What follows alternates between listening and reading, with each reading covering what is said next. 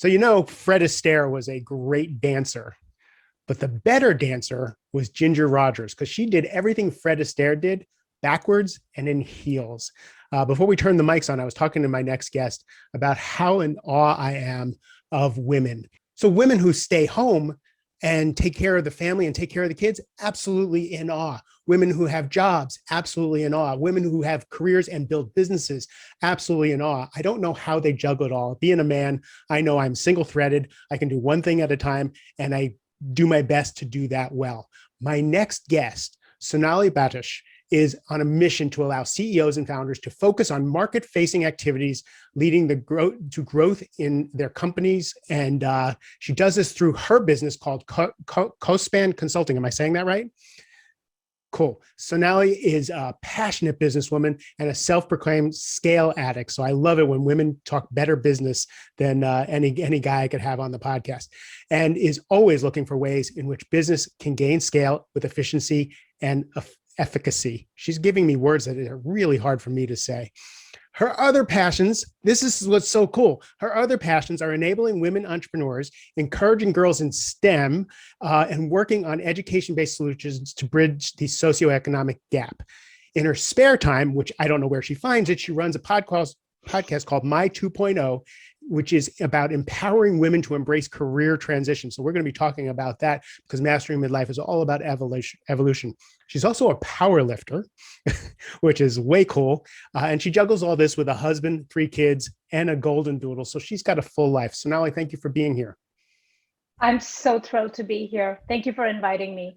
I love when I get to read the entire, like the official bio, because there's so much in it. It really gives me the understanding of how, you have to be efficient in your time and attention, because I know you want to be a 10 amazing mother. You want to be a 10 amazing wife. You want to be a 10 amazing person for your clients and your business and the people who work for you. And then we talked about nutrition, and you take care of yourself. So you want to be a 10 in every area. So you really need to be paying attention to what's important and letting go of what's not. That's absolutely right. So let's just kind of talk about your day to day. What's it like owning a business and then switching hats and going back and forth? Hard, not always successful. Some days are worse than others, but I think what always keeps me grounded is, not surprisingly, my 3 children. They are my biggest change makers. And what I mean by that is every time I hit a problem that I feel like I can't solve, I cannot find the solution to, I just know that I will, because I don't have an option, because that's what motherhood teaches you. I feel like every phase comes with its own problem. And just when you're done, I got that problem behind me, I know now the next 10 are ready. And so I feel the resilience, the tenacity, and just the grit and determination to, put that one foot in front of the other and to become a great problem solver. I attribute that to my 3 children, and the dog helps too. Well, I would say, so what I heard was actually your role as a mother to your 3 children is what gives you that superpower, because there's just no backstop. You're the backstop. Yep. And if there's a problem, a challenge, you have to solve it because you have to get to the next thing. Right. Exactly. So how do you stay grounded and present and lovely? I don't, a lot of times. And I think it's taken a lot of many years to come to the admission that it's not always going to be a 10-day. Not a 10 as a mom, not a 10 as a wife, not a 10 as a businesswoman, not a 10 as a dog mom. It's just impossible. And I think I spent majority of my 30s fighting it. And so what I mean by that is literally having these arguments in my head every single day. Why can't I be a super mom, super wife, super businesswoman every single day? And I think age does that to you, which is, take a pause and like, you're really crazy to be wanting to scale Everest every single day. It's just not possible. And then I think a couple of things have happened, especially in my 40s. So I'm 46. I went through my most recent career transition last year. And it was a time when, I'm 45. I thought maybe it's my midlife crisis. Finally, it's here, it's staring at me. How am I going to do this? But I've had some pretty massive transitions in my 20s and my 30s. So in my 20s, I decided that I was going to leave everything that I identified with, my home, my culture, my work, and leave that 8,000 miles behind and come marry, technically a stranger. Um, but I was confident that if I didn't marry Ajay, I didn't know when I was ever going to find an Ajay. So he was worth it. But I came here. So you came to a new country that you didn't know anybody, except for your husband, and started all over. So that was your first absolute transformation. Mark, I didn't even drive on the same side of the road.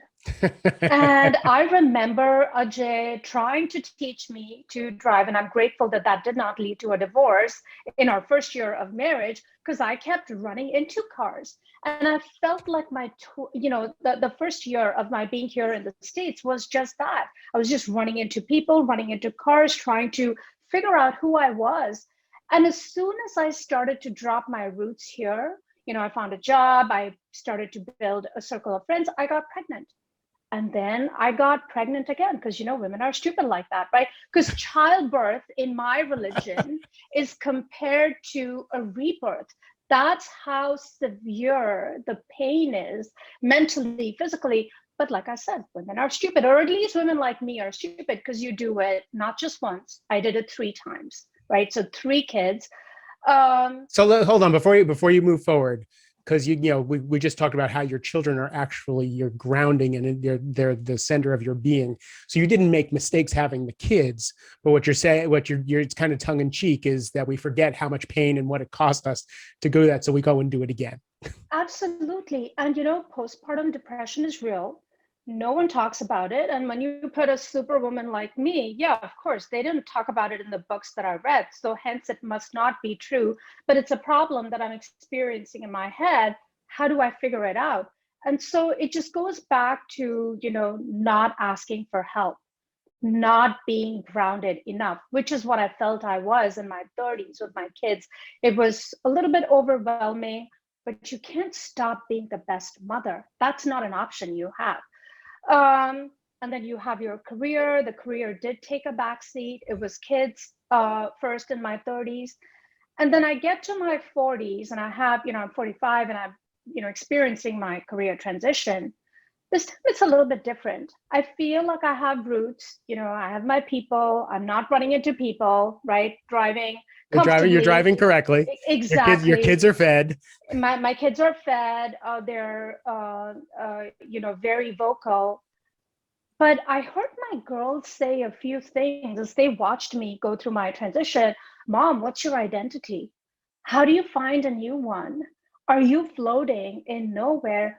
And I looked at them, and it's a mixture of expressions and feelings that I felt, right? I was annoyed that I was this readable to them because, yes, I was feeling all of those things. I was scared because I was feeling those things. I didn't know how to solve the problem, but I have 2 girls who are going to be entering their workforce in 10 years. If I don't know how to solve it, how do I solve it for them? So Or what how do define the I problem? What is the solve? Tell me what the problem is you need to solve here. So the problem is, I exited a business that I had spent the last 12 years of my professional career building, and it was my 4th child, right?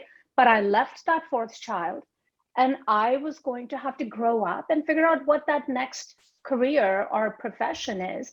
And how do you do that? Because I feel like there were phases, right? You grieve the loss of what you've left, right? You discover, or you try to discover, what the world has in store for you, and then you start deciding on what sort of your final options are. And so anyway, that's a long way of saying that I saw my girls were a very integral part of my career transition. And I'm an engineer, so unfortunately it always comes down to, is there a framework to the chaos? Can I scale it? can I make it better, not just for me, but for everyone else? So long way of saying that that caused the birth of the podcast, because I know for a fact, I am not the only woman going through career transitions, right? Uh, but majority of women are like me, thinking like they're alone, that they've got this problem to solve on their own. So what can I do?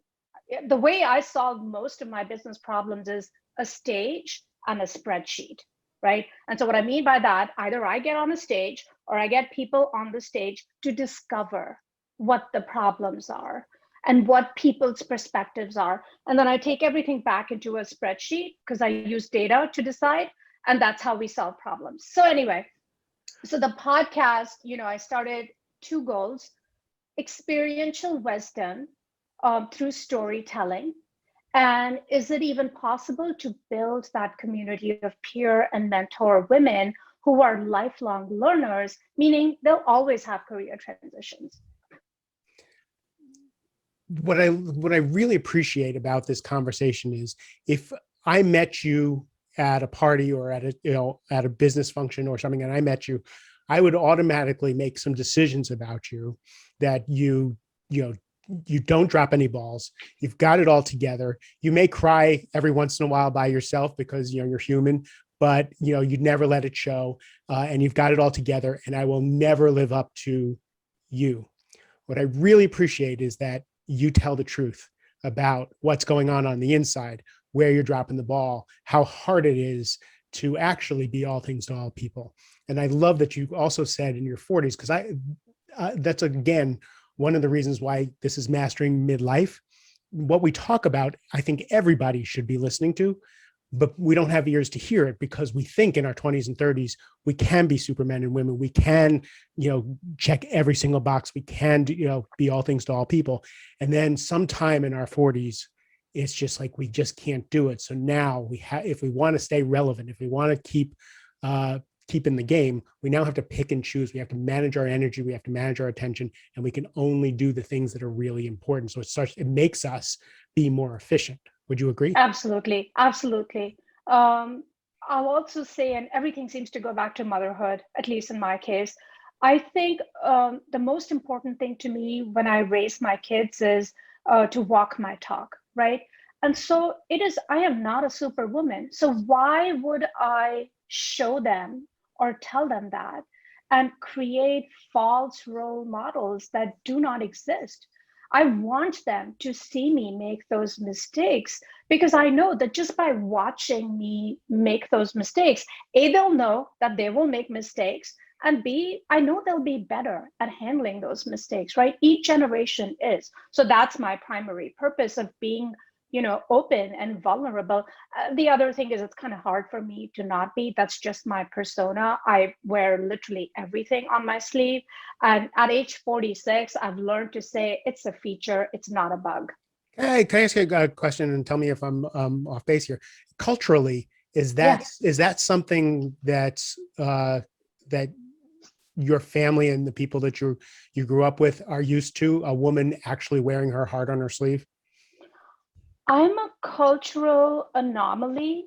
I am a cultural kind of black sheep. And I'll say, and the preface is more for women who've been born and raised in India, right? So, like I am.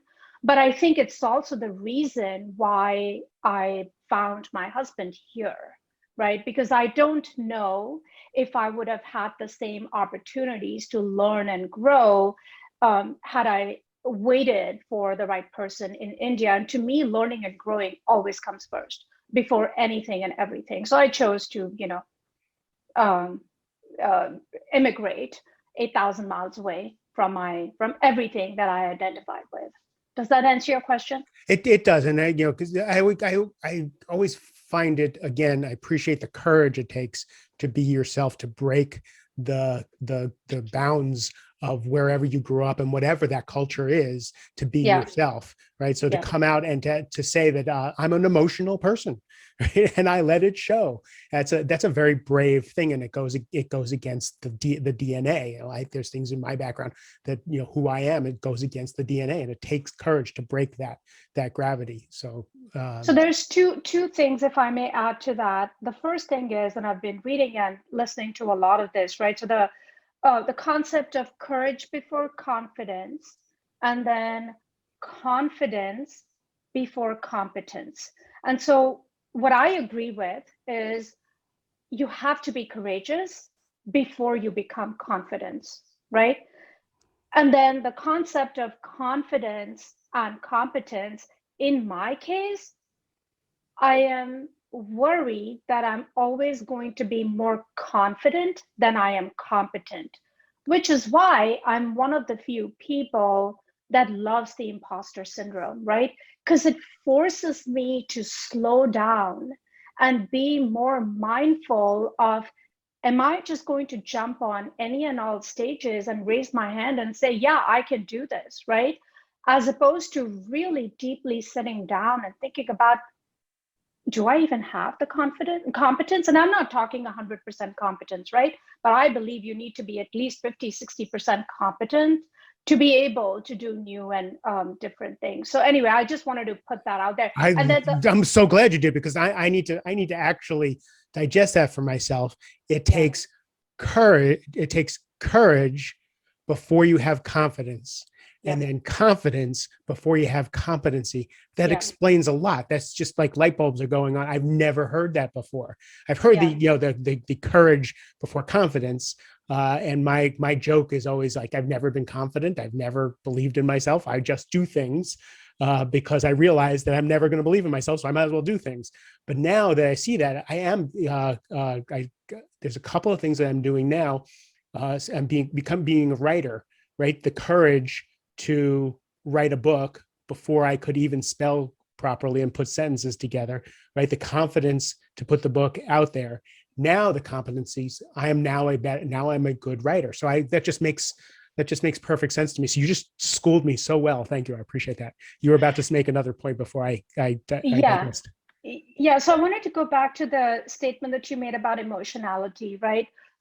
Everyone, I'm sure you are too, is aware of Brene Brown and the concept of vulnerability and all of that. I don't hear, so I hear everyone talk about that. What I don't hear people talk about is what Brene Brown herself talks about. So I think there's a more intelligent way to describe it. That's not coming to me, but vulnerability to me does not mean that you get up on stage and say, I don't know how to do this, right? Vulnerability to me is that you've thought through the problem enough in your head. You know where you stand, and then you get up on stage and say, yeah, I've thought through this, but I don't know how to do this, right? And I think she has a much better example where, she says vulnerability is not that a CEO goes into a board meeting and says, I don't know how to do this. It's they've done their homework, have had multiple solo and group conversations, and then are bringing a problem. I think what you're describing is vulnerability and leadership, I think, together. So the vulnerability, the leadership piece is you do your homework, you upturn all the rocks, and you get yourself versed in all this. Then you can walk into a meeting and say, this is where I've come to. I don't have the conclusions. Now let's everybody have some input, that kind of thing. So I think that's very, very wise. So let's talk about your podcast is about empowering women to transition. What do you mean by that? Because again, Mastering Midlife is about evolution. I talk about it, that the midlife crisis is a function of not evolving, of not listening to that call to grow, to change, to try something different. That seems to be something you're really focused on. Yeah, I think there's a lot of similarities. If you asked me to share with you the patterns that I've observed in the conversations with my guests, the patterns are women think it's better to stay in a painful place than to transition, just because we don't know what that grass looks like, right? The grass is not greener if you're transitioning. Women also believe that they need to have 110% of the new skills. Women feel that they can do it all by themselves. So hold on. So if they have to have 110% of the new skills, your formula of courage, confidence, and competency doesn't work because before they'll make the leap, they feel like they need to be competent already. Where Exactly. men will actually talk their way into a job and then figure it out. Yeah, and I have a great story, right? So one of my mentors said he knows so many young CEOs who shouldn't be CEOs, but they never think for one day in their life whether they're competent enough to be a CEO. But super competent women, if they're offered a CEO position, their first question is, really? Do you think I can do this?